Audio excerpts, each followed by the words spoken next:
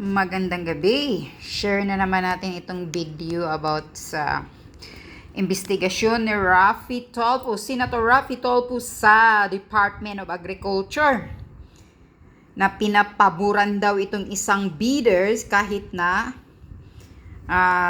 palyado. Sinong pangalan? Pakinggan nyo na lang sa gigil ni Senator Raffy Tulfo. Audit service? May present ba? Nag-internal audit service? Wala? Okay. Then, may tanong lang ako, ano?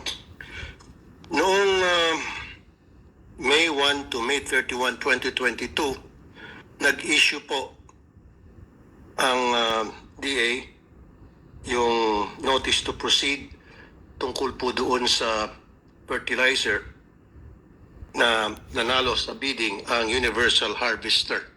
Kilala niyo po yung Universal Harvester, right? And yet, pagdating po ng May 30, 300 bags lang na fertilizer ang na-deliver, and May 31, 1,000 bags. Ang nasa kontrata, 40,000 bags of fertilizer. Ilan yung isa? 40,000 bags po na nalo sa bidding itong Universal Harvester. 40.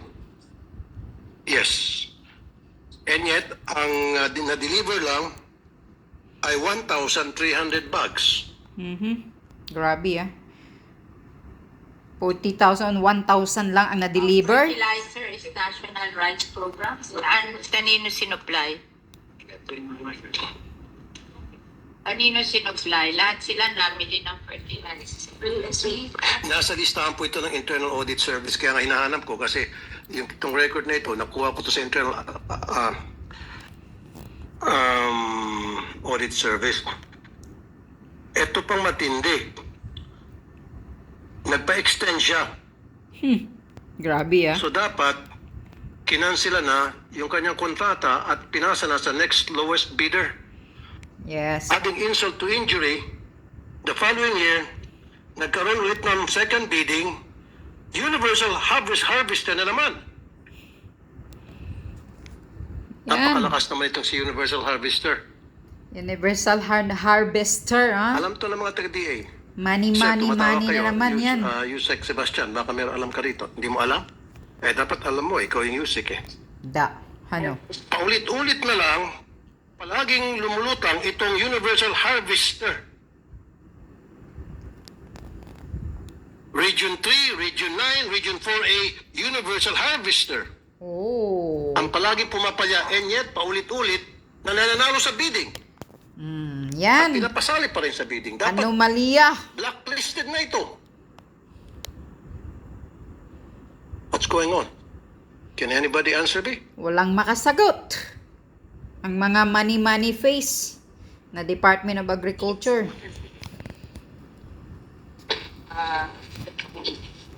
From our COMSEC, they said they invited Director Christopher Banyas, Director Internal Audit Service of DA, but did not show up. Wala. Director Christopher Banyas, kilala niyo siya?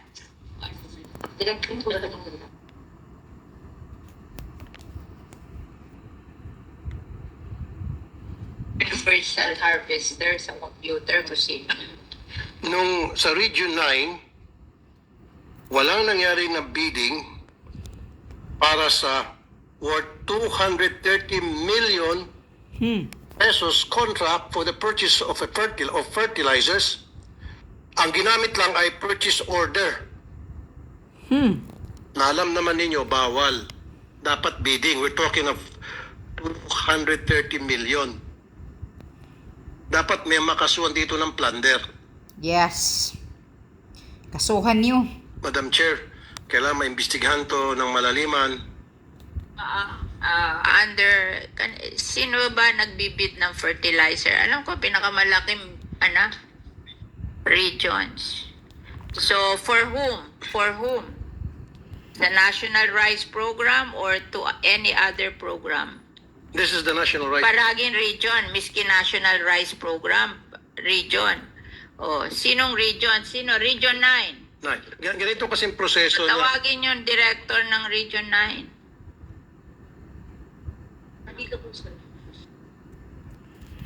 Yan, pabor-pabor lang. Magpakilala ka, iho, kung sino ka. Good afternoon po. Ray Campomanes from DA Region 9. OIC Red. so Sabi ni Senator Tulfo, award daw kayo sa Universal Harvester ng 230 million worth of fertilizer without bidding. You issued a purchase order. No, meron pong public bidding siya, Senator. meron. Meron po. At bakit ang Universal harvester nanalo kung meron? Harvester, ha? Meron silang, at the time when that was bidded out, I think there are, because I was not yet the director at that time, there are 3 bidders who participated, and the lowest bidder is Universal Harvester po. And what's your name? Ray Campomanes po. Ray Campomanes. Reynaldo Campomanes po. Mr. Reynaldo Campomanes, pumalpak na itong harvester. Paulit-ulit. Dapat blacklisted na. Bakit niyo pa rin pinapasama ito sa bidding process? Bakit niyo pinapayagang sumali pa rin ito? Alam mo yung proseso, di ba? Kapag ikaw ay nanalo sa bid, dapat nandyan na yung mga fertilizer sa warehouse. In fact, merong mga taga-DA na gustong inspect yung warehouse para to make sure na nandyan na may fertilizer. Ang nangyari, ayaw niya kayong papasukin. Ayaw niya papasukin yung mga taga-DA to inspect. Dapat yun, pag nanalo sa bidding, meron na notice to proceed, agad-agad may di-deliver na yung mga fertilizer at mababayaran siya. What happened here is, wala pa pala siya mga fertilizer sa warehouse niya. I-order pa lang niya. So ang nangyari, nung nanalo sa bidding, pupunta sana mga taga dito, inspect the warehouse, hinaharang niya. And then what happens next? Humingi siya ng extension. Hanggang sa later on, nag-buy time siya, saka palang paparating kanya mga fertilizer. 230 million. Tama? Nanalo siya sa bidding. Are you sure? Can you show us documents pertaining to that? And then my next question is, alam nyo naman na paulit-ulit na ito pumapalpak itong universal na ito, dapat blacklisted na ito, and yet, palagi pa rin siyang sumasali at nananalo. God damn. Yan. Yan ang mga anomalya nila. Sir, hindi ko po alam yung nangyari sa ibang region. Doon po sa amin. No? Alam mo, kasi bago ka, ikaw naman, niloloko mo naman kami, iho. Sorry, I'll call you iho kasi ginagawa mo kaming tanga, parang bata. Hindi naman kami mga bata rito. Ikaw siguro ang bata. Bata. You were just born yesterday. You have to do due diligence. Yeah. Sa lahat ng sasali sa bidding, gumagawa kayo ng cross-matching. Correct. Nagtatanong kayo. Ha, Tumatawag ha. kayo sa mga ibang region. Kakainis. Sino bang supplier nyo dito? Sino bang nanalo? Ano bang record nito? Sumasali sa amin. As simple as that. Kaso nga wala eh. Check kayo. Nakaupo lang, Gumagawa pera-pera ng research. lang. Sino ba itong harvester na ito? 230 million ang sasalihan niyang bidding. Then, ang pinag-usapan natin by the hundreds of millions, dapat sobrang ingat kayo. Senator Tulfo, from the Universal Harvester, the owner is Dr. Milagros Ong Hao, founded in 2003, based in Quezon City, agricultural product wholesaler. Here. Sir, di ako naniniwala na hindi nyo alam. Especially kung malaking amount ang pinag-uusapan, the least you could have done is make some inquiry sa iba't ibang region, do some research about this company kung may kakayahan ba talaga sila na panindigan yung kontrata na pinanunulan nila. Dapat ganun talaga. And you didn't do that. Kasi Ikit mata. upo-upo Pinasali niyo lang. sila. Pira ang Maybe nag-uuna you kasi. don't know. Or maybe you know na Kagali. ito ay dapat blacklisted na. Bakit, sir? Salita. Ah, Senator, bago pa lang po ako nakapasok sa DA, this transaction took place with my predecessor, kaya hindi po 2020. masyadong So sino yung predecessor mo? si Director Dennis po. Is he still here? Is still with DA? Yan pala. Pwede natin Andyan. patawag?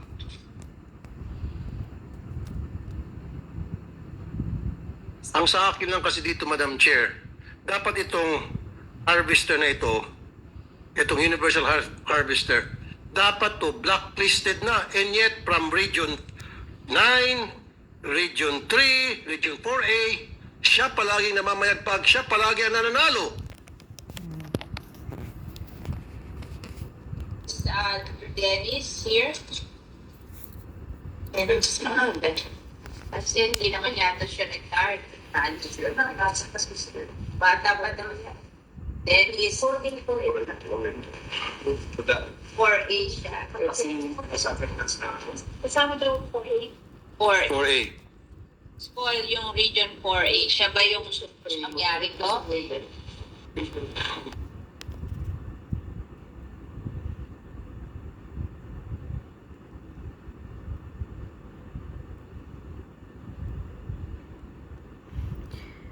Ganon, ang mga ahensya, kaya laging naghihirap ang mga farmers natin. Bakit walang sound?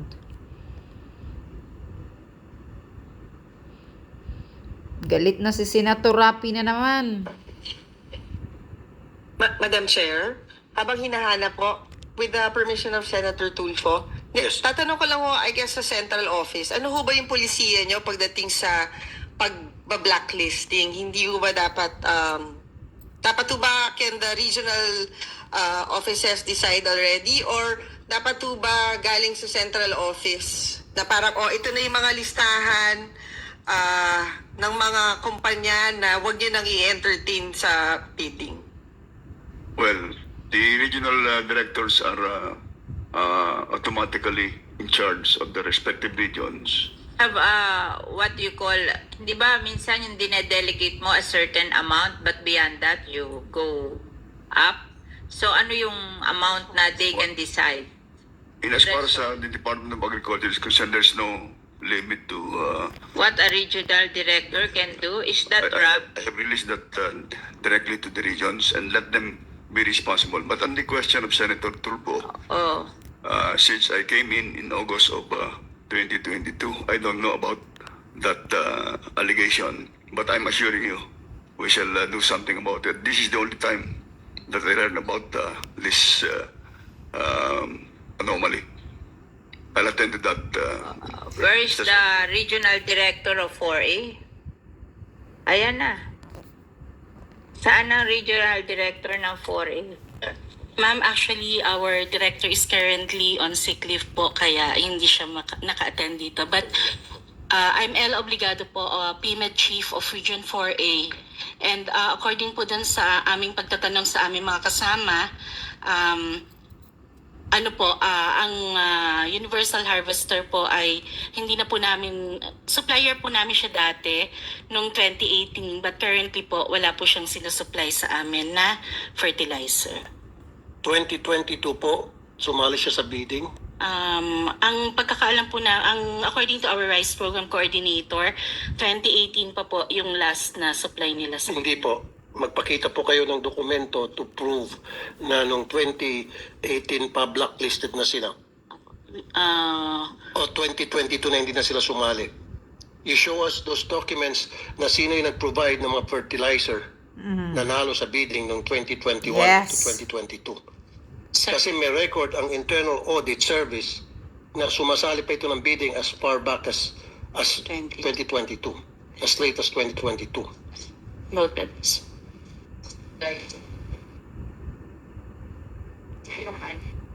Record nyo.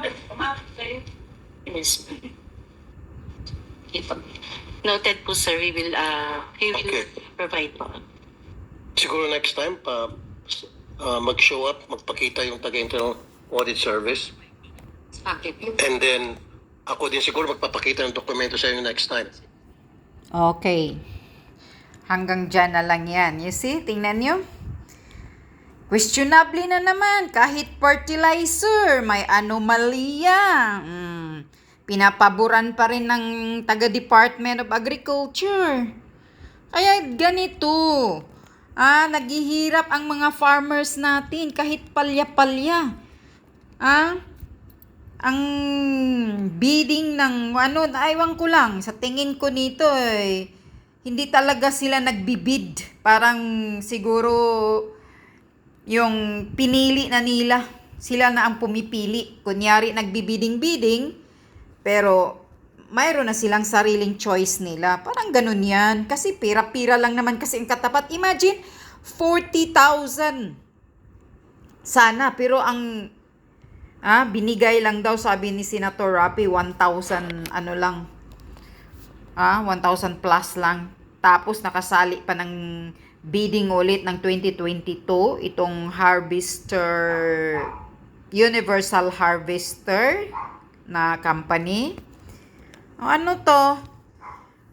Ay, nako. Kaya tama talaga yung mga pinagsasabi ni Maharlika na sa lahat ng ahensya ng Pilipinas ngayon. Grabe talaga yung mga anomalya, yung mga aywan ko na lang. Kaya paano makabangon ang mga farmers natin? Kaya yung farmers ng Pilipinas ay lalong gumagapang sa hirap. Nagtatanim nga sila, nagpa-farming sila, pero hindi sila Sus ko Lord, lugi-lugi daw sila, nalulugi daw yung nila. Imbis na magtanim para makapag-ginansya, inalulugi ang ending. Anong klaseng gobyerno ito? Talagang napaka-inutil ng mga dyan. Wala talaga. Wala! Kawawang Pilipinas, kawawang mga mahihirap talaga.